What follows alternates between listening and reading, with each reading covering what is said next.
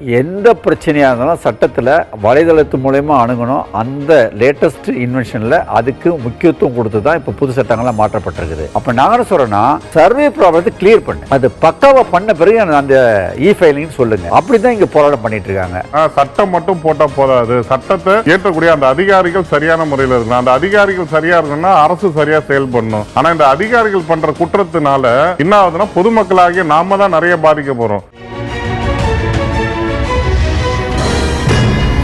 அனைவருக்கும் வணக்கம். நீங்க பார்த்து கொண்டிருப்பது புதிய யுகத்தில் சட்டம் ஒரு வகுப்பறை. நான் யாழினி திருமுகம். இன்றைய நிகழ்ச்சியில நம்ம எதை பத்தி பார்க்க போறோம் அப்படின்னா, மனிதர்களுடைய உரிமை மீறப்பொழுதும் பாதுகாக்கிறதுக்காகவும் சட்டங்கள் நிறையவே இருக்கு. ஆனா அந்த சட்டங்கள் நடைமுறை வரதில் தான் பெரிய சிக்கல்கள் இருக்கு.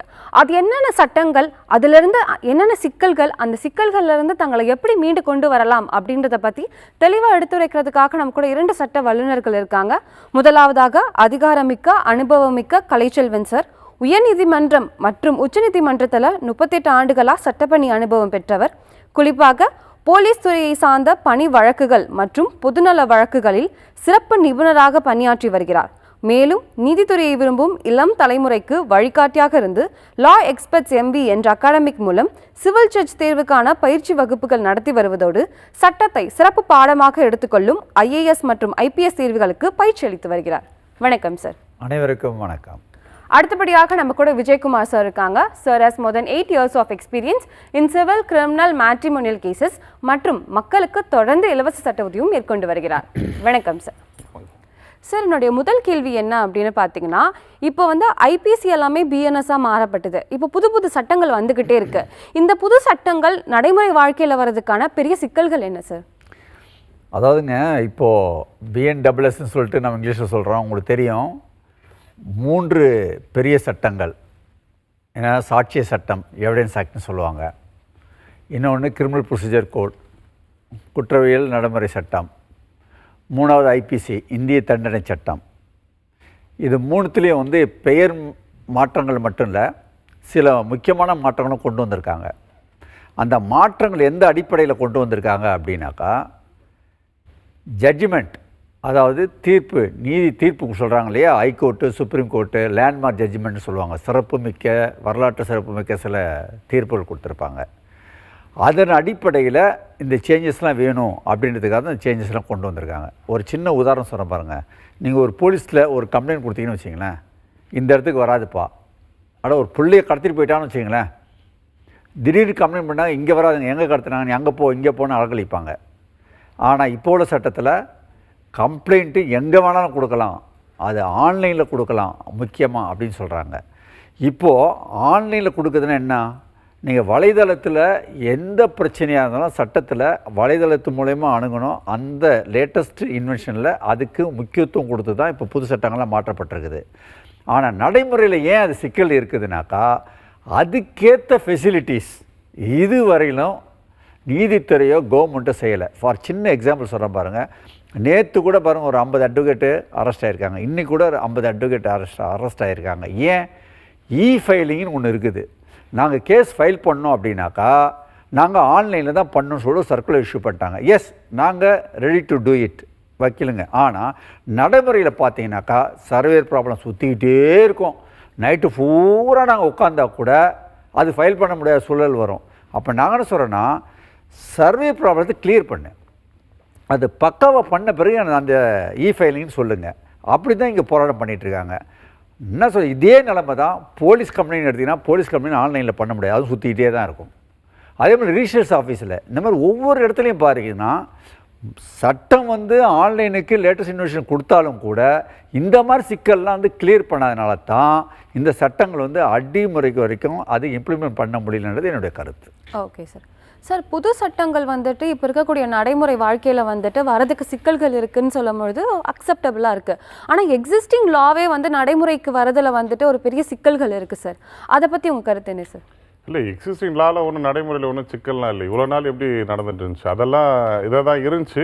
அதை இம்ப்ரூவ்மெண்ட் பண்ணியிருக்காங்க. எதெல்லாம் மக்களுக்கு பயன்படும், இன்னும் கொஞ்சம் அதிகமாக மக்களுக்கு பயன்படக்கூடிய வகையில் மக்களுக்கு சட்டம், அதாவது சட்டம் அவங்களுக்கு பாதுகாப்பாக இருக்கும் முறையில் எதை எடுத்துகிட்டு வரலான்னு சொல்லி தான் இப்போ நம்ம புது சட்டம்லாம் எடுத்துகிட்டு வராங்க. அதுதான் சார் விளக்கமாக சொன்னாங்க.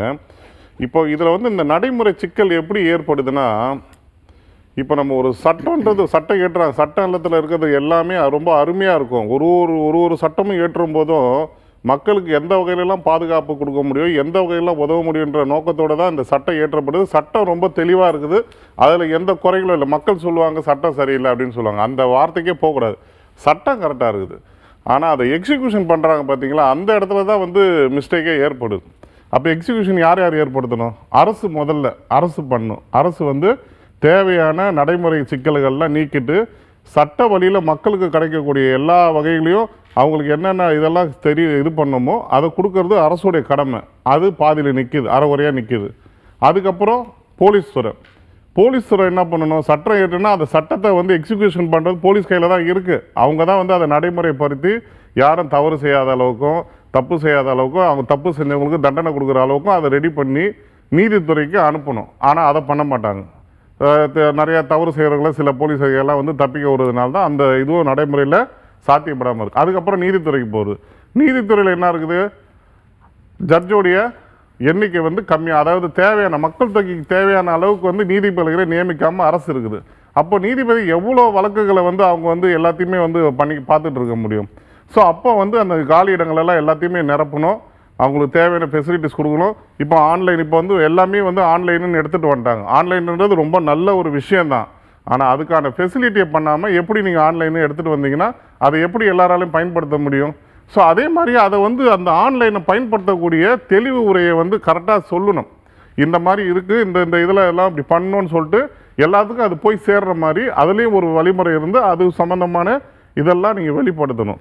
ஸோ இதெல்லாம் நடைமுறைப்படுத்தினாதான் அதே போல் மக்களும் என்னென்னா முக்கியமாக தெரிஞ்சிக்க வேண்டியது சட்டத்தை பற்றி ஒவ்வொரு குடிமகனும் தெரிஞ்சிருக்கணும். அதாவது நீங்கள் எல்லாத்தையும் படிங்கன்னு சொல்ல, உங்களுக்கு தேவையான உங்களுடைய உரிமைகள் பறிக்கப்பட்டால் அதுக்கான சட்டங்கள் என்ன வழிமுறை சொல்லுது, உங்களுடைய கடமைகள் என்ன, அதை செய்யறதுக்கு சட்டம் என்ன சொல்லுது, இதெல்லாம் நீங்கள் தெரிஞ்சு வச்சுட்டாலே ஓரளவுக்கு உங்களால் பயப்படாமல் எதிர்த்து நின்று சட்ட வழியாக உங்களால் போராட முடியும். நீங்கள் சட்டமே தெரியலனா உங்களை ஏமாத்துறவங்க ஏமாற்றிட்டு தான் இருப்பாங்க. வீடை பிடிங்கிட்டு இருப்பான், மிரட்டுறவன் மிரட்டிட்டு இருப்பான். அதே உங்களுக்கு லைட்டாக கொஞ்சம் சட்டம் தெரிஞ்சிச்சுன்னா அது வழியாக உங்களால் தப்பிக்க முடியும். உங்களுக்கு ஒரு பாதுகாப்பு அரண் தான் இந்த சட்டம்.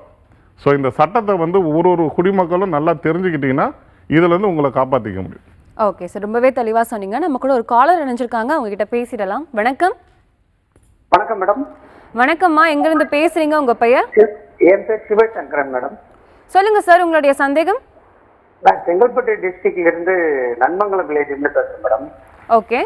நான் 2023 புகார் கொடுத்தேன் தாம்பரம் நீதிமன்றத்துல மேடம். Okay sir. அந்த வழக்கு தாமதம் பண்ணிட்டே இருந்தாங்க. அது ப்ரூஃப் ஆதாரம் எதுவுமே ரிசிப்ட் கொடுக்கல. ஓகே. வழக்கு விசாரணைக்கு கொண்டு வரவே இல்லை மேடம். போலீஸ் துறை மேலேயும் மின்சாரத்துறை மேலேயும் வழக்கு கொடுத்தது, வழக்கு விசாரணைக்கு கொண்டு வரல மேடம். Okay sir. ஐயாக்கிட்ட பேச முடியுமா இப்போ? ஓகே சார், உங்களுடைய சந்தேகத்தை நீங்க நேரடியாக அட்வொகேட் கிட்ட கேட்கலாம். சொல்லுங்க சார். வணக்கம் மேடம். சார், இப்போ நீங்கள் வந்து 2023 வந்து கம்ப்ளைண்ட் கொடுத்துருக்கீங்க, ஆல் ரைட். இப்போ அதில் அது நம்பர் ஆயிடுச்சுங்களா? கேஸ் நம்பர் ஆயிடுச்சு இல்லையா? வழக்கு எல்எஸ்பி நம்பர் போட்டு கொடுத்தாங்க சார். அந்த வழக்கு கொடுத்த உடனே இங்கே தாம்பரத்துல மறுப்பு தெரிவிச்சாங்க. சரி, மறுப்பு தெரிவிச்சு இந்த கோர்ட்டுக்குள்ளே வரக்கூடாதுன்னு சொல்லிட்டாங்க சார். ஐயா சரி, இந்த ஆர்டர் காப்பி என்னாச்சு? அந்த ஆர்டர் எப்போ போட்டாங்க? இல்ல ஐயா, இந்த புகார் வழக்கு கொடுத்து சிஎஸ்ஆர் காப்பி வந்து பள்ளிக்கரண போலீஸ் ஸ்டேஷன் புகார் கொடுத்த நகல் கொடுத்தாங்க. அவங்க மறுப்பு தெரிவிச்சு இந்த கோர்ட்டுக்குள்ள வரக்கூடாதுன்னு சொல்லிட்டு நீ நுகர்வோர் நீதிமன்றத்துல கொடுத்தீங்கன்னா உங்களுக்கு எக்ஸ்பென்ஸ் கொடுப்பாங்க அப்படின்னு சொல்லி திருப்பி அனுப்பிட்டாரு. சரி, இப்போ நீங்கள் சொல்கிறது கரெக்டாக பாருங்க. இது இப்போ என்னன்னா கிரிமினல் வழக்கு போட்டுக்கே, இந்த கிரிமினல் வழக்கு உள்ளுக்கு வராதே, நீங்கள் வந்து அதனால தள்ளுபடி செஞ்சுட்டாங்கன்னு சொல்ல வரீங்க இல்லையா? இல்லையா, போலீஸ் ஸ்டேஷன்ல வழக்கு விசாரணைக்கு கொண்டு வரல, விசாரணை பண்ண மாட்டேன்றாங்க. அரசு ஊழியர்ன்றதுனால விசாரணை பண்ண மாட்டாங்க. சரி சரி, இப்போ உங்களுக்கு புரிஞ்சுக்கிட்டேன். மின்சாரத்துறை மேல வழக்கு விசாரணை கொண்டு வர மாட்டாங்க. இல்லை, நான் சொல்றது கேட்க. சிஎஸ்ஆர் கொடுத்தாச்சு, கோர்ட்டுக்கு நீங்கள் போனீங்க, கோர்ட்டு என்ன ஆர்டர் சொன்னீங்க? கோர்ட்டு வந்து அந்த வழக்கை தள்ளுபடி செஞ்சுட்டாங்களான்னு கேட்குறேன். இல்ல, தள்ளுபடி செய்யல, மாற்று வழிபாதை கொண்டுட்டே போறாங்க. மாற்று வழிபாதை இல்ல, வழக்குக்கு வந்து ஆலந்தூருக்கு வாங்கன்னு சொல்லி கொண்டு போறாங்க. தாம்பரத்துல நடக்க வேண்டிய விசேஷம் முடியாம அங்க கொண்டு போயிட்டு வாய்தா கொடுத்தாங்க அவங்க எதிர்த்தரப்பு. இல்லையா, ஒரு நிமிஷம், நான் என்னோட கேள்விக்கு ஸ்ட்ரைட்டா பதில் சொன்னா உங்களுக்கு ஆன்சர் சொல்லிடுவேன். நீங்க தாம்பரம் கோர்ட்ல போட்டது இறுதி விசாரணைக்கு வந்து தீர்ப்பு கொடுக்கப்பட்டதா இல்லையா? வர வர முடியாம தடுத்து உள்ளுக்குள்ள வரக்கூடாதுன்னு சொல்லிட்டு காவல் நிலையத்துல என்ன அடிச்சு துன்புறுத்திட்டாங்கய்யா. வழக்கு ஏன் தொடர்ந்தீங்க அப்படின்னு சொல்லி அடிச்சு துன்புறுத்திட்டாங்க. அது வந்து போலீஸ் துன்புறுத்துறது. நீங்க கோர்ட்ல கேஸ் இந்த வழக்கு தொடர்ந்ததுனாலதான் அடிச்சு இல்ல துன்புறுத்தினாங்க. ஐயா வழக்கு தொடர்ந்தனால நீங்க வந்து போலீஸ் வந்து அராஜகத்துக்கு உட்படுத்தப்பட்டீங்கன்றது வேற விஷயம். இல்ல ஒரு போலீஸ் தான் தவறு செஞ்சாங்க, மற்றவங்க எல்லாம் யாரும் காவல் நிலையத்துல இல்ல நான் மறுபடியும் கேள்வி சரியா புரிஞ்சுக்க மாட்டேன்றீங்க. தயவுசெய்து புரிஞ்சுங்க. நீங்க வழக்கு நீதிமன்றத்துல இருக்கிற வழக்கு இறுதி தீர்ப்பு வந்துருச்சா இல்லையா, நிலுவையில் இருக்குதா இல்லையா? இல்ல தடை செஞ்சுட்டு இருக்காங்க. எப்படி பார்த்தா திசை மாற்றி வந்த காவலர் ஒண்ணு வேண்டாம். இல்ல உங்களுக்கு ஷார்ட்டா சொல்றேன் கேளுங்க. நான் சொன்னா நீங்க ஒரு வழக்கறிஞரை பார்த்து சிஎஸ்ஆர் காப்பியை வச்சு கோர்ட்ல ஃபைல் பண்ணீங்கன்னாக்கா கண்டிப்பா கோர்ட்டு இதை விசாரிங்க டைரக்ஷன் கொடுக்கும். நீங்க வழக்கறிஞரை இதை பார்த்தீங்களா, இது சம்பந்தமா பார்த்தீங்களா? வழக்கறிஞரை பார்த்தீங்களா? பார்த்தீங்களா? சட்ட பணிகள் சமரச பிரிவு அலுவலகத்துல உதவி பண்ணிருக்கேன். அதுல தடை செஞ்சுட்டு இருக்காங்க. அந்த புகார் 3 வாய்தாக வர வச்சு அவங்களை விசாரணைக்கு சரியாம விசாரிக்க முடியாம காவலரை அழைக்க முடியாது அப்படின்னு. சரிங்க ஐயா, இத பாருங்க, உங்க வழக்கு நம்பர் என்ன? ஒரு 3-4 வழக்கு படிக்குவேன். ஒரே ஒரு வழக்கு சொல்லுங்க, கேஸ் நம்பர் சொல்லுங்க. எல்எஸ்பி நம்பர் இப்போ லேட்டஸ்டா வந்து பாத்தீங்கன்னா அப்ப நீங்க வழக்கு இத பாருங்க ஐயா, இத பாருங்க ஸ்டார்ட் முடிச்சிட்டேன், டைம் இல்ல. நீங்க வழக்க ப்ராப்பரா கோர்ட்ல ஃபைல் பண்ணல, அதுதான் நீங்க ஒழுங்கா வழக்க ப்ராப்பரா பண்ணுங்க. ஏன்னா உங்களால சொல்ல முடியல இந்த வழக்கு தான் பதிவு பண்ண, இது இறுதி விசாரணை வந்ததா இல்லையா, கோர்ட் என்ன ஆர்டர் பாஸ் பண்ணுச்சுன்னு கேட்ட கேள்விக்கு நேரடியாக பதில் சொல்ல மாட்டேன்றீங்க. சரி ரைட், ஓகே, உங்களுக்கு நல்ல வழக்கறிஞரை பார்த்து நீங்க முடிவு பண்ணீங்க. Okay sir. இப்போ ரீசெண்டாக வந்து கேரளாவில் வந்துட்டு ஒரு பிரபல நடிகைக்கு வந்துட்டு பாலியல் துன்புறுத்தல் கொடுத்துருக்காங்க. ஸோ கோர்ட் என்ன வந்துட்டு சொல்லியிருக்காங்க அப்படின்னா ஒரு மெயின் அக்யூஸ்டை வந்துட்டு அவங்க ரிலீஸ் பண்ணிட்டு இருக்காங்க. ஸோ இதை பற்றின கருத்து என்ன சார்? இந்த என்னுடைய கருத்து என்னன்னாக்கா, மெயின் அக்யூஸ்டு ரிலீஸ் பண்ணியிருக்காங்க. என்ன அவர் மேலே அலிகேஷன்னாக்கா, அவர் 1.5 கோடி ரூபாய் கொடுத்து இது ஆளுங்களை வச்சு இந்த மாதிரி என்னை அசிங்கப்படுத்திட்டாரு, என்னை பாலியல் வன்கொடுமைப்படுத்துறதுக்கு காரணம் அவர் தான் அப்படின்ற மாதிரி சொன்னாங்க. ஆனால் அவரை விடுதலை பண்ணியிருக்குது. காரணம் என்னன்னாக்கா, நல்லா தெரிஞ்சுங்க, நீதிமன்றத்தில் ப்ரூவ் பண்ண வேண்டியது விட்னஸில் தான் ப்ரூவ் பண்ணணும். விட்னஸும் டாக்குமெண்ட்ஸ் தான், அதாவது எவிடன்ஸ், சாட்சியங்கள் மூலியமாக தான். அந்த வழக்கில் முக்கால்வாசி சாட்சியங்கள், அதாவது விட்னஸ் சொன்னாங்க இல்லையா, அவங்க எல்லாம் பிறல் சாட்சினாக்கா தெரியாதுட்டாங்க. போலீஸில் கரெக்டாக சொல்லிவிட்டு கோர்ட்டில் வந்து மாற்றி சொல்லிட்டாங்க. அதனுடைய விளைவாக தான் அவரை விடுவிக்கப்பட்டிருக்காங்க. நீதிமன்றம் இந்த மாதிரி ஒரு சூழலில் நீதிமன்றம் கை கட்டுப்பட்டிருக்குது.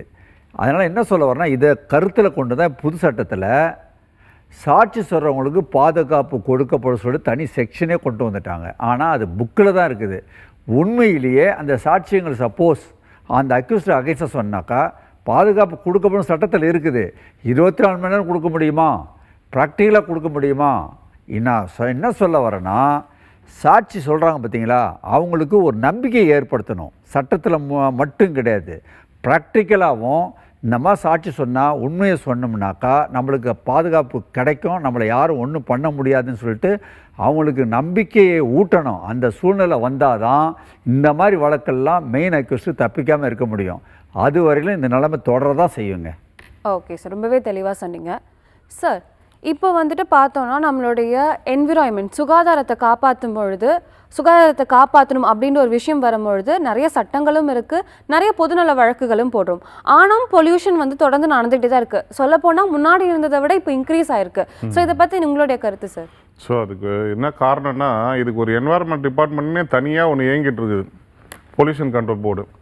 ஸோ இவங்களுடைய வேலை என்ன, எந்தெந்த இடத்துல பொல்யூஷன் அதிகமாகுது, எதெல்லாம் கண்ட்ரோல் பண்ணணும், இவங்களுடைய வேலை என்னவா இருக்குது தெரியுங்களா? கம்ப்ளைண்ட் கொடுத்தா கூட அந்த கம்ப்ளைண்ட் எடுக்காமல் அந்த புகை விடுற கம்ப்ளைண்ட்டில் போயிட்டு கைவிட்டல் வாங்கிட்டு வந்துட்டு அதை அப்படியே அமைதியாக விட்டுறது தான் இவங்களுடைய வேலையாகவே இருக்குது.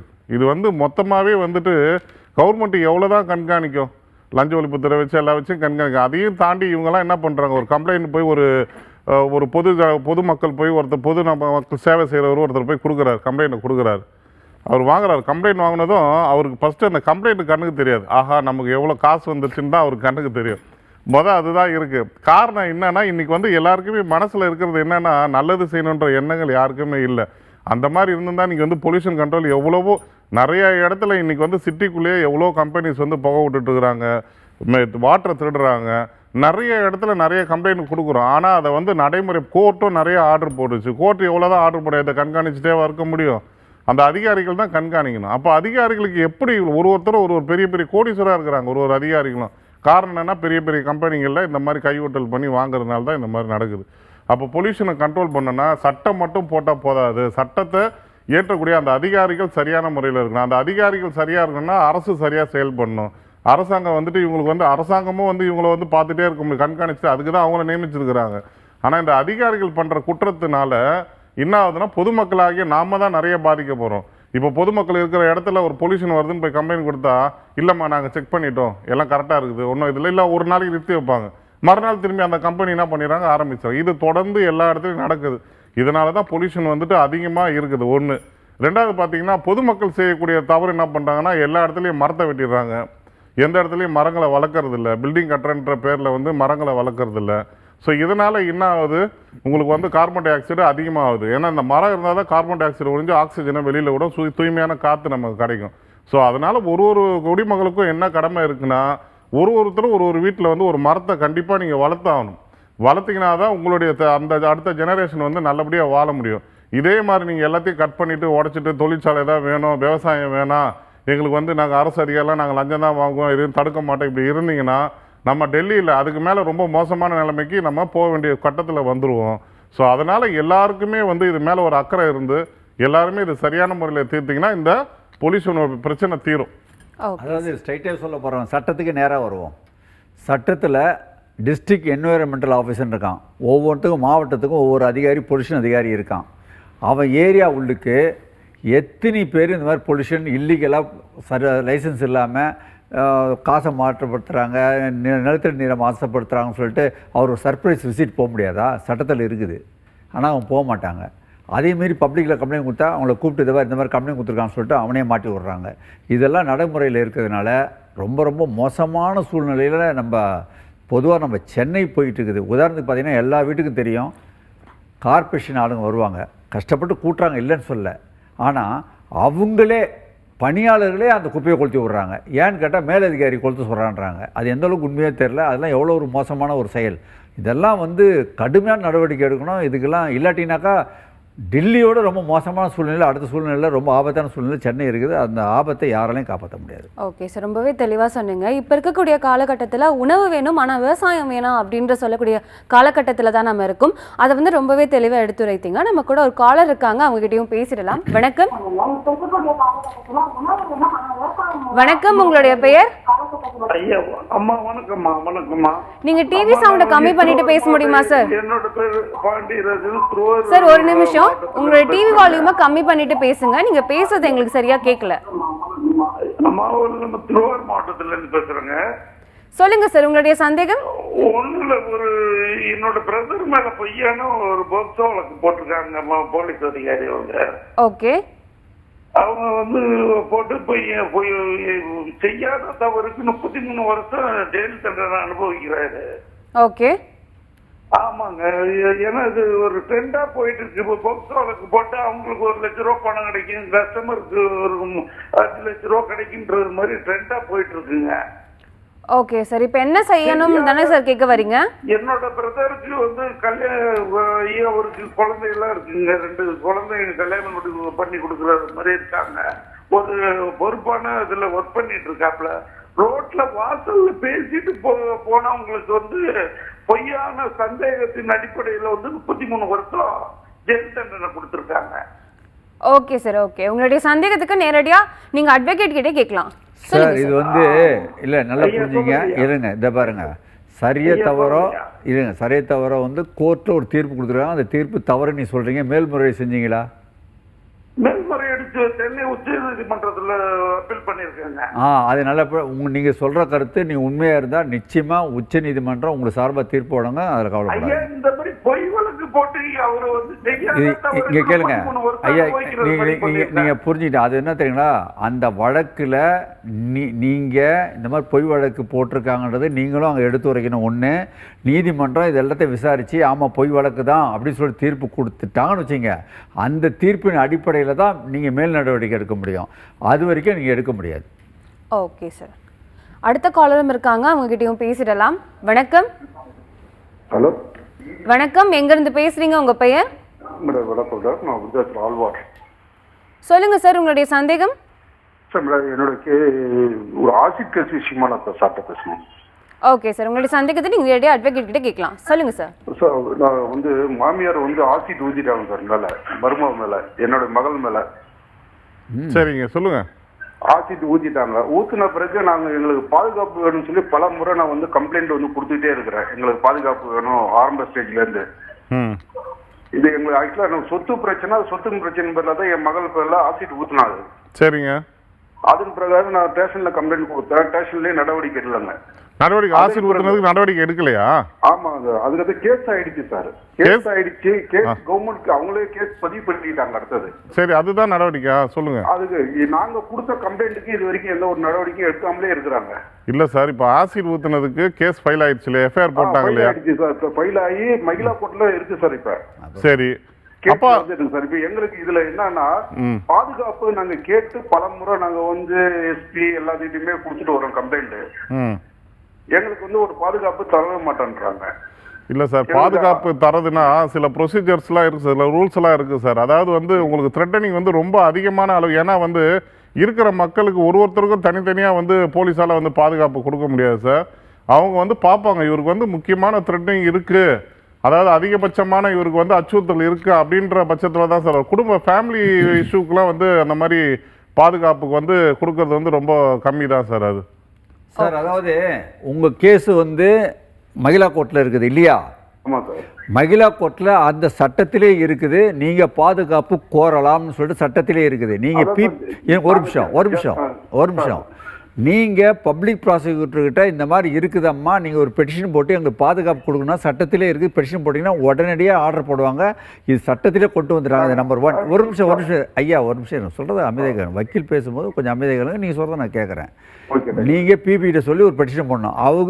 அவங்க சரியாக ஆக்ஷன் எடுக்கலைன்னா நீங்கள் டு அசிஸ்ட் த ப்ராசிக்யூஷன், அதாவது ப்ராசிக்யூஷனுக்கு உதவி பண்ணுறேன் அப்படின்னு சொல்லிட்டு ஒரு பெட்டிஷனை போட்டு தனியாக ஒரு வழக்கறிஞர் நீங்கள் தனியாக நியமித்து அவர் மூலியமாகவும் நீங்கள் போட்டிங்கன்னா கண்டிப்பாக இது நீதிமன்றத்தினுடைய பார்வைக்கு போச்சுன்னா உடனடியாக ஆர்டர் போடுவாங்க. எனக்கு சட்டமாக்கப்பட்டிருக்குது. சொல்லுங்கள், உங்களுக்கு என்ன டவுட்? இன்னும் இப்போ நாங்கள் பிபிடி நீங்கள் சொன்ன போல பிபிடி கம்ப்ளைண்ட் பண்ணிட்டாங்க. கம்ப்ளைண்ட் கொடுத்து அவங்க திரும்ப அந்த பார்ட்டி போலீஸ் ஸ்டேஷன், விடுதலம் போலீஸ் அந்த ஸ்டேஷனுக்கு ஃபோன் போட்டு சொல்கிறாங்க, ஏன் இதை போல விட்னஸை இதை போல செஞ்சுட்டு இருக்கிறாங்க, இதை போல ஏன் நீங்க அவங்க ஒரு இது பண்ண மாட்டீங்கன்னா விதாலம் ஸ்டேஷன் சொல்றாங்க. இல்ல ஸ்டேஷன் அதெல்லாம் பண்ணல. நீங்க பெட்டிஷன் கோர்ட்ல கொடுத்தீங்களா இல்லையா? பிபி பெட்டிஷன் கொடுத்துருக்கோம் சார். இருங்க, அந்த பெட்டிஷன் ஐயா கொடுத்தது இல்லாம ஹை கோர்ட்ல கொடுத்துருக்கோம் சார். நாங்க இருங்க, எழுத்தர் மூலமா இங்க அல்லூர் கோர்ட்டுக்கும் ஃபார்வர்ட் ஆயிடுச்சு சார். அது இல்ல, நான் சொல்றதை கேளுங்க மறுபடியும். ஹை கோர்ட்டு அது எக்ஸ்ட்ரா, அதை விட்டுடுங்க. சட்டத்துல போக்சோ கோர்ட்டு நான் கேட்குற கேள்வி எனக்கு டைம் இல்லை, அதனால கேட்குற கேள்வி கரெக்டாக போக சொல்லுங்க.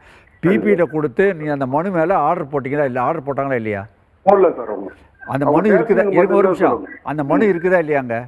இருக்கு சார். இருக்குல்ல, அது மேலே ஆர்டர் பாஸ் பண்ண சொல்லி ஒரு முறை 2வது முறையிலேயே ஆர்டர் பாஸ் பண்ணணும். ஏன் பாஸ் பண்ணாமல் இருக்காங்கன்னா நீங்கள் தனியாக ஒரு வழக்கறிஞரை வைங்க, அவங்க மூலியமாக நீங்கள் இன்ஸ்ட்ரக்ட் பண்ணுங்கள். ஒரு முறை கேட்டால் நோட்டீஸ் மறுமுறை 100% கொடுப்பாங்க, டிலே பண்ண மாட்டாங்க.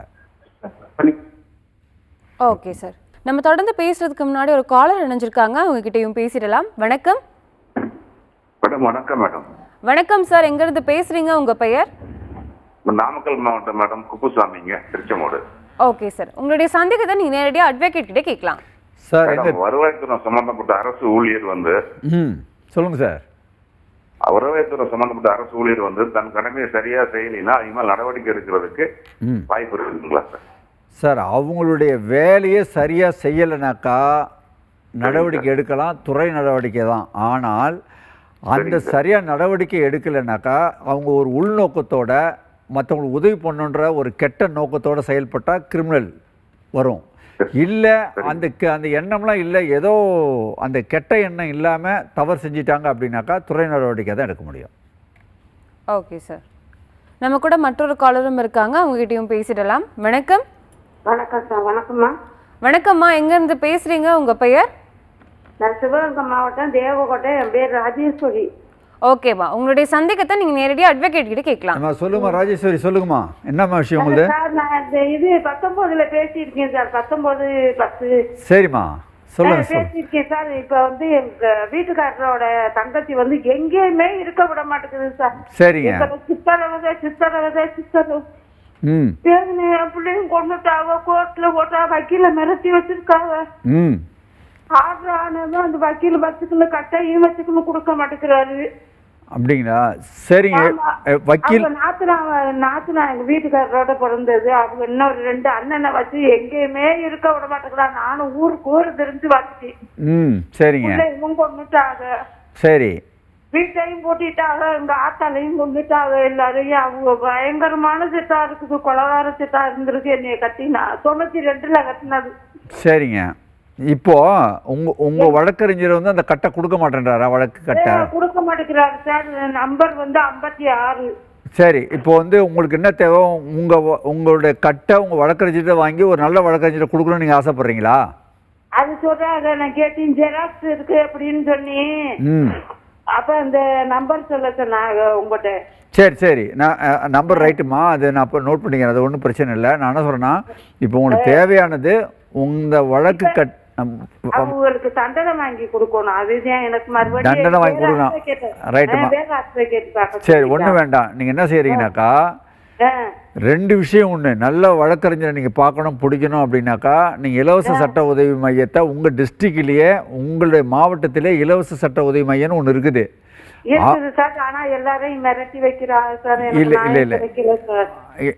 நீங்கள் அங்கே கம்ப்ளைண்ட் கொடுத்து இல்லைன்னா ஒன்று செய்யுங்க. நான் ஏற்கனவே நான் நினைவு இருக்குது, நீ அதை பேசுனீங்க. இது சம்மந்தமாக என்ன நடந்தது ஃபுல்லாக எழுதி உயர்நீதிமன்ற தலைமை நீதிபதிக்கு ஒரு கடிதம் எழுதுங்க. ஏன்னாக்கா இலவச சட்ட உதவி மையத்தினுடைய சேர்மனே அவர் தான். அதனால அவருக்கு ஒரு லெட்டர் எழுதுங்க. அது ஃபார்வர்ட் ஆகி கரெக்டாக நல்ல ஒரு வழக்கறிஞராக அழகாக நியமிப்பாங்க. நீங்கள் மறுபடியும் சொல்கிற பாருங்க, உயர்நீதிமன்ற தலைமை நீதிபதிக்கு இல்லை நீங்கள் கடிதம் போடுங்க. ஓகே, கண்டிப்பாக அவங்களுக்கு பயனுள்ளதாக அமையும் சார். மற்றொரு காலம் இருக்காங்க, அவங்க கிட்டேயும் பேசிடலாம். வணக்கம். வணக்கம், லைன்ல தான் இருக்கீங்க. வணக்கம் சார், எங்க இருந்து பேசுறீங்க? உங்க பெயர்? எங்களது திருவள்ளூர் மாவட்டம் கும்மிடிப்பூண்டி வட்டம். ஹலோ சார், லைன்ல தான் இருக்கீங்க, நீங்க தொடர்ந்து பேசலாம். திருவள்ளூர் மாவட்டம் கும்மிடிப்பூண்டி வட்டம், தெளிப்புலியூர் கிராமம். Okay sir. ஒரு திருவள்ளூர் மாவட்ட ஆட்சியர் அலுவலகத்தில் யூரியா கரெக்ஷன் சொல்லிட்டு மனு கொடுத்துருந்தேன். அது வந்து ஒரு 5 ஆண்டு காலமாக நிலுவிலே வச்சிருக்காங்க.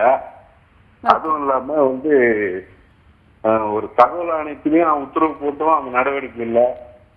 ஒரு மாவட்ட வருவாய் கொடுத்தும் எந்த நடவடிக்கை இல்லாத அப்படியே இருக்கு. அரசாணையெல்லாம் போட்டும் எந்த நடவடிக்கை இல்லை. Okay sir. ஜீவோ போட்டும் நடவடிக்கை இல்லை. அது கேட்கலாம் சார். ஓகே சார், உங்களுடைய சந்தேகத்துக்கு வழக்கறிஞர் பதில் சொல்லுவாங்க. சொல்லுங்க சார். என்ன இதுக்காக சார் ஜீவோ போட்டிருக்கிறாங்க?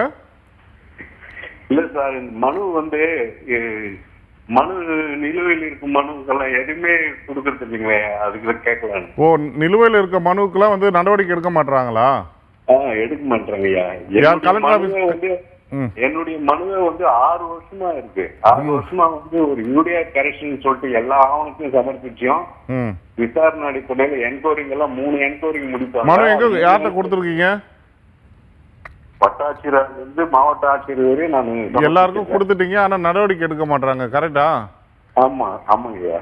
அப்போ நீங்க இது சம்பந்தமா அவங்க மேல எல்லாரும் மேலேயும் சேர்ந்து வழக்கு தான் சார் தொடுக்கணும். நீங்க யாருமே இந்த மாதிரி நடவடிக்கை எடுக்க மாட்டோம், ஹைகோர்ட்ல ஒரு ரிட் பெட்டிஷன் போட்டு நீங்க அவங்க மேல வழக்கு தொடுங்க. அப்பதான் வந்து ஒரு சரியான இதுக்கு வரும். கோர்ட்டு இது கொடுத்துச்சுன்னா தான் அவங்க நடவடிக்கை எடுப்பாங்க. ஏன்னா எல்லா துறையில இருக்க அரசு அதிகாரியும் இந்த மாதிரி ஒரு மெத்தன போக்கா தான் இருக்கிறாங்க. மக்களுக்கு வந்து வேலை செய்யறதுக்கு தான் அவங்களுக்கு சம்பளம் கொடுத்து வச்சிருக்கிறாங்க. அதாவது ஆட்சியர்லேருந்து டிஸ்ட்ரிக்ட் கலெக்டர்லேருந்து நம்ம வந்து தாசில்தார்லேருந்து எல்லாருமே அதுக்கு தான் வச்சிருக்கிறாங்க. ஆனால் அவங்க வந்து சரியான வேலை செய்யாத நிறைய இடத்துல இதே கம்ப்ளைண்ட் தான் இருக்குது. இப்போ நீங்கள் நிறைய வாட்டி இது பண்ணுறீங்க. சிஎம் செல்லுக்குலாம் போட்டிங்களா மனு? சிஎம் செல்லுக்கு போட்டேன், கவர்னருக்கு போட்டேன், மாவட்ட ஆட்சியருக்கு போட்டேன், ஆளுநருக்கு போட்டேன். எல்லாரும் உத்தரவு போட்டு கூட அங்கே மாவட்ட ஆட்சியர் அலுவலகத்தில் எந்த நடவடிக்கையும் இல்லை. அப்போ நீங்கள் வந்து அவங்க மேலே நீங்கள் வழக்கு தொடுத்தீங்கன்னா தான் இதுக்கு சரியான ஒரு முடிவு வரும் சார். சார், அதாவது இங்கே பாருங்க, நீங்கள் வந்து மற்றதெல்லாம் பண்ணாலும் கூட ஷார்ட்டாக சொல்கிறோம் பாருங்கள், இம்மீடியட்டாக ரிப்ளை வரும்னா இதான். நம்பர் 1, நீங்கள் கொடுத்த மனு மீது தகவல் உரிமை சட்டத்தில் நீங்கள் பதில் கேளுங்க. அதில் மறுக்கவே முடியாது. ஏன்னா அது இம்மீடியட்டாக கொடுத்துருவாங்க. அப்போ ரீசன் தெரியும். அந்த ரீசன் தவறாக இருந்ததுனாக்கா அந்த ரீசனை வாங்கிட்டு அந்த காரணத்தை வாங்கிட்டு நீங்கள் கோர்ட்டுக்கு போனீங்கன்னாக்கா ஈஸியாக வின் பண்ணலாம். இது நம்பர் 1. நம்பர் 2, ஒரு நிலுவையில் வைக்கக்கூடாது. ஏன்னாக்கா கவர்மெண்ட் ஆர்டர் இருக்குது, நீங்கள் சொல்கிறது கரெக்டு தான். கவர்மெண்ட் ஆர்டருக்கு அகென்ஸ்டாக செயல்படும் போது நீங்கள் நோட் பண்ணீங்க 166 கேபிட்டல் A IPC, அதாவது இந்திய தண்டனை சட்டப்படி அவன் குற்றவாளி ஆகிறான் அந்த அதிகாரி. அதனால் அவன் மேலே கிரிமினல் ஆக்ஷன் கூட போடலாம். ஒரு அட்வொகேட்டை வச்சு அவன் மேலே கிரிமினல் ஆக்ஷன் போட போகிறேன்னு சொல்லிட்டு ஒரு நோட்டீஸ் அனுப்புங்க. அடுத்த செகண்டே உங்களுக்கு லைன் வரும். அப்படி கூட அவன் மீறுறான் அப்படின்னா அந்த அதிகாரி பேரை நோட் பண்ணிங்க. நீங்கள் கிரிமினல் கோர்ட்டில் லோக்கல் ஏரியாவில் வந்து இன்ஸ்பெக்டர்கிட்ட கம்ப்ளைண்ட் கொடுத்துட்டு ஆக்ஷன் எடுக்க மாட்டாங்க. அதுக்கு மேலே நீங்கள் மேஜிஸ்ட்ரேட் கோர்ட்டில் நீங்கள் கம்ப்ளைண்ட் பண்ணிங்கனாக்கா ஆட்டோமேட்டிக்காக செய்வான். ஒரு அதிகாரி நீங்கள் அந்த மாதிரி கிரிமினல் ஆக்ஷன் எடுத்துட்டீங்கனாக்கா 10 அதிகாரி திருந்துவோம். ஓகே சார், நம்ம தொடர்ந்து பேசுறதுக்கு முன்னாடி ஒரு காலர் இருக்காங்க, அவங்க கிட்டயும் பேசிடலாம். வணக்கம். வணக்கம். வணக்கம்மா, எங்கிருந்து பேசுறீங்க? உங்க பெயர்? என் பேர் ஜீவாங்கம்மா, நான் ஐநாவரத்துல பேசுறேன். ஓகே ஜீவா, உங்களுடைய சந்தேகத்தை நீங்க நேரடியா அட்வொகேட் கிட்ட கேட்கலாம். ஏமா சொல்லுங்கம்மா, என்னம்மா பிரச்சனை உங்களுதே சொல்லுங்கம்மா. எனக்கு வந்து நான் அன்மேரிடுங்க. சரிங்கம்மா. எனக்கு கல்யாணம் ஆகல. எனக்கு 55 வயசு ஆகுது. அப்பா இறந்துட்டாங்க 85ல. அதுக்கப்புறம் அவங்க வந்து மிஸ்ஸிங், அப்பா காணாம போயிட்டாங்க. அம்மாவுக்கு வந்து போலீஸ் மூலியமா கிளைம் பண்ணி 7 வருஷம் வரைக்கும் அம்மா பென்ஷன் வாங்குறாங்க. பென்ஷன் வாங்கின பிறகு அம்மா வாங்கினது அம்மா வந்து 95 98ல அம்மா இறந்துடுறாங்க. அதுக்கப்புறம் தம்பிக்கு கிளைம் பண்ண தம்பி இறந்துடுறான். அதெல்லாம் அப்படி விட்டுட்டோம். விட்டதுனால நான் இப்ப வந்து அன்மேரிட்னால இப்ப நான் கிளைம் பண்ணிருக்கேன். 2020ல இருந்து நான் கேக்குறேங்க, எஸ்ஆர் காப்பி காணோன்றாங்க. நானும் எல்லாம் சொல்லுவாங்க வைக்கல எனக்கு அந்த வசதி இல்லைங்க, நான் தனிமையா இருக்கிறேன், ஒரு மாற்றுத்திறனாளி பையனை வளர்த்துட்டு எனக்கு கஷ்டம் தான், வாடகை கட்டுறதுலாம் எனக்கு கஷ்டம் இல்லையா. இது வந்துட்டு எஸ்ஆர் காப்பி எல்லாம் ரெடி பண்ணிட்டாங்க, போட்டோஸ் மச்சடி எல்லாம் சைன் எல்லாம் வாங்கிட்டாங்க. போலீஸ்காரன் ஒருத்தர் வந்து இதை அனுப்பாம வச்சிருக்காங்க. இதில் இருமா எஃப்ஐஆர் காப்பின்றது என்ன? எஃப்ஐஆர் காப்பினா உங்க அப்பா வந்து இறந்துட்டாரு அப்படின்ற ஒரு எஃப்ஐஆர். எல்லாமே கொடுத்துரு. SR copy. எஸ்ஆரா? ஓ, சர்வீஸ் ரெஜிஸ்டர். ஆமா. சரி, சர்வீஸ் என்ன சொல்றாங்க, ஆல்ரெடி வாங்குனவங்க தானே, இது தேவையில்லை, அதுதான் இப்ப நான் கேக்குறேன். எஸ்ஆர் காப்பி அதெல்லாம் விடுங்க. உங்க அம்மா வாங்கியிருக்காங்க பென்ஷன், ரைட்டா? அந்த ஒரு ஆர்டரே போதுமே அந்த கண்டினியூட்டிக்கு. நீங்க ஒண்ணு வேண்டாம், நீங்க மனு கொடுத்து அதுக்கு அக்னாலஜ்மெண்ட் வாங்கி வச்சிருக்கீங்களா? ஐயா, நான் வாரம் 5 நாள் அங்க போவேங்க. அப்புறம் சிஎம் சொல்லி கொடுத்திருக்கேன். இல்ல அப்புறம் வந்து பாலசுப்ரமணிய சாருக்கு மனு கொடுத்திருக்கேன். இல்ல நான் கேக்குறது வந்து ரொம்ப சிம்பிள். என்ன தெரியுங்களா, நீங்க யாருக்கு மனு கொடுத்திருக்கீங்க சொல்லுங்க முதல்ல. டின் ஐயா கொடுத்திருக்கீங்க. ரைட். அதுக்கு உண்டான அக்னாலஜ்மெண்ட் வச்சிருக்கீங்களா? எல்லாம் இருக்கீங்க. அந்த ரைட், இருங்க. அந்த அக்னாலஜ்மெண்ட்டை வச்சு ஆர்டிஐல தகவல் உரிமை சட்டத்துல இமிடியேட்டா கேளுங்க. கேட்டீங்கன்னா உடனே தகவல் உரிமை சட்டத்துல கேட்டதுக்கு அவங்க என்ன சொல்றாங்க, நீங்க டைரக்டா வந்து பார்க்க சொல்றாங்க உங்களை. ஒரே போகுது, நானும் அங்கேயும் போன் பண்றீங்க. இல்லம்மா, நீ தகவல் உரிமை சட்டத்துல என்ன பதில் கொடுத்தாங்க? அவங்க என்ன சொன்னாங்க, நாளைக்கு விசாரிக்க உங்களுக்கு பாக்குறாங்க, அது ப்ராசஸ்ல இருக்குது. இருங்க, இதுதானே பதில் வந்துருச்சா? அந்த பதிலை வச்சு அது திருப்திகரமா இல்லைன்னு சொல்லிட்டு நீங்க அப்பீல் பண்ணுங்க. ஃபர்ஸ்ட் அப்பீல் பண்ணுவாங்க, அதாவது மேல்முறையீடு பண்ணுங்க மேலதிகாரிக்கு. அது சட்டத்தில் இருக்குது. அந்த அதிகாரிட்டு சரியா பதில் வரலனாக்கா கமிஷன் சொல்லிட்டு அதோட பெரிய அமைப்பு இருக்குது. எல்லாமே அந்த கமிஷன் வரைக்கும் நீங்க போனீங்கன்னாக்கா கண்டிப்பா ரிப்ளை கிடைக்கும். இதுக்கு மேல்முறையீடு பண்ணுங்க மறக்காம. அதுக்கு மேல கமிஷன் ஒன்று இருக்குது, அந்த கமிஷனுக்கு பண்ணிட்டீங்கன்னாக்கா உங்களுக்கு இமிடியேட்டா ரெமெடி கிடைக்கும். ஏன் சொல்றேன்னா, இது ஒன்றும் ஃப்ரெஷ்ஷாக நீங்க கேட்கல, பென்ஷன் ஃப்ரெஷ்ஷாக கேட்கல, அம்மாவுக்கு கொடுக்கப்பட்டிருக்குது. அதனால எஸ்ஆர் இல்லை, அந்த ரெக்கார்டு இல்லை, இந்த ரெக்கார்டுன்னு சொல்லவே முடியாது. அம்மா வாங்கின பென்ஷன் ஒரே ஒரு காப்பி மட்டுமே போதும், ஜியோ படி உங்களுக்கு எலிஜிபிள். ஓகே சார், ரொம்பவே தெளிவாக சொன்னீங்க சார். நம்ம கூட மற்றொரு காலரும் இருக்காங்க, அவங்க கிட்டயும் பேசிடலாம். வணக்கம். வணக்கம். கால் கட் ஆயிட்டாங்க சார். நம்ம தொடர்ந்து கேள்விக்குள்ளே போயிடலாம் சார். இப்போ நிறைய சட்டங்கள் இருக்குது, நிறைய நடைமுறையில் வந்துட்டு இந்த மாதிரி சட்டங்கள் இருக்குது, நீங்கள் இந்த மாதிரி அப்ரோச் பண்ணிங்கன்னா உங்களுக்கான நியாயம் கிடைக்கும் அப்படின்னு சொல்கிறோம். இது எந்த அளவுக்கு எஃபெக்டிவாக இருக்குது சார் இப்போ கொடுக்க சட்டங்கள்? அதுதான் நான் ஃபஸ்ட்டு சொன்னதுதான், சட்டம் வந்து நல்லா தெளிவாக இருக்குது. அதை நடைமுறைப்படுத்துறது தான் நிறைய சிக்கல்கள் இருக்குது. ஸோ இந்த நடைமுறைப்படுத்துறது சரி பண்ணால் தான் இதை வந்து மக்களுக்கு போய் சேரும். அப்போ நடைமுறைப்படுத்தணும்னா அது யாருன்னு சொன்ன அரசு, நீதித்துறை, காவல்துறை, அட்வொகேட்ஸ் எல்லாருமே வந்து இதை வந்து சரி பண்ணாதான் அது வந்து சரியான முறையில் போகும். இன்றைக்கி நிறைய இடத்துல கம்ப்ளைண்ட்டே வந்து பார்த்திங்கன்னா நிறைய கம்ப்ளைண்ட்ஸ் வருது. என்ன வருதுன்னா, ஒரு சட்டத்துக்கு ஒரு உதவியாக எங்களுக்கு வேணுன்றதுக்காக தான் சில வழக்கறிஞர்களை போய் பார்க்குறாங்க. அவங்க மேலேயும் சில குற்றச்சாட்டுகளை வந்து சில மக்கள் பொதுமக்கள் வந்து வெளிப்படையாகவே சொல்ல தொடங்கிட்டாங்க. சில வழக்கறிஞர்கள் தான் அந்த மாதிரி பண்ணிகிட்டு இருக்கிறதா வந்து சொல்லிட்டு இருக்கிறாங்க. அப்போ அந்த மாதிரி உங்களை நம்பி வரவங்களுக்கு வந்து நீங்கள் சரியான சட்ட ஆலோசனை கொடுத்து அவங்களுக்கு வந்து நல்ல ஒரு வழிகாட்டியாக இருந்து நம்ம வந்து செஞ்சோன்னா மக்களுக்கு வந்து ஈஸியாக வந்து அது போய் சேரத்துக்கு வழி இருக்கும். ஸோ அவங்களும் வந்து இதை கொஞ்சம் எடுத்துகிட்டு போகணும். அதே மாதிரி கோர்ட்லேயும் வந்து வழக்கு நடக்கும்போது அதை சீக்கிரமாக முடிக்கிற அளவுக்கு நீதித்துறையிலையும் வந்து ஆட்களை அதிகப்படுத்தி செஞ்சாங்கன்னா அது ஒரு வயலில் இருக்குது. அதே மாதிரி பொதுமக்களும் என்ன பண்ணணும், இந்த சட்டம் சம்மந்தமான எல்லா விஷயங்களும் சில விஷயங்களை தெரிஞ்சுக்கணும். இப்போ நம்ம அந்த சட்ட சம்மந்தமாக தெரிஞ்சிங்கன்னா உங்களை யாரும் ஏமாற்ற முடியாது. அப்படி நீங்கள் சட்ட சம்மந்தமாக தெரிஞ்சுக்கிறதுக்கான விஷயங்கள் தான் இந்த மாதிரி வந்து சட்டம் ஒரு வகுப்பு நிகழ்ச்சி வந்து தொடர்ந்து ஒரு 100 எபிசோடுக்கு மேலே பண்ணியிருக்கிறாங்க. இதை நீங்கள் கண்டினியூவாக பார்த்துருந்தாலே ஒரு நாளும் ஒரு நிகழ்ச்சி சம்மந்தமாக சொல்லிட்டு இருக்கிறாங்க. ஸோ இந்த மாதிரி உங்களுடைய சட்ட அறிவை நீங்கள் வளர்த்துக்குங்க, சட்டத்தை பற்றி தெரிஞ்சுக்கிங்க.